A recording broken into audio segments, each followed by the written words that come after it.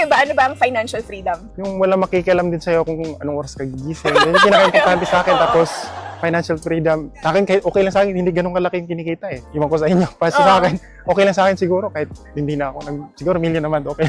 Million naman, okay na yung Yun yung million naman. pinaka-goal, oh.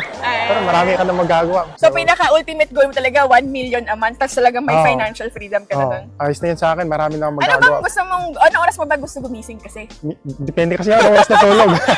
Diba? Depende kung anong oras na tulog. Depende. So, yun talaga yung maganda, guys, kasi hindi mababother yung tulog mo, hindi mo kailangan mag-alarm ng sobrang aga just because kailangan mag-work, diba? So, financial freedom is being able to earn money even if walang nagbabother sa'yo ng mga bosses, kahit na hindi ka pumasok sa trabaho. It's about earning while sleeping talaga, literally, no? Yun, may nagsabi ng may line si, iwan ko kung sino yun. Si Warren Buffett.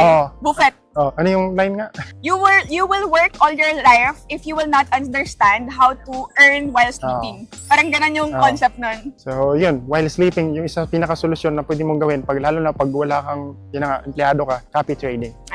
Copy trading talaga is the key.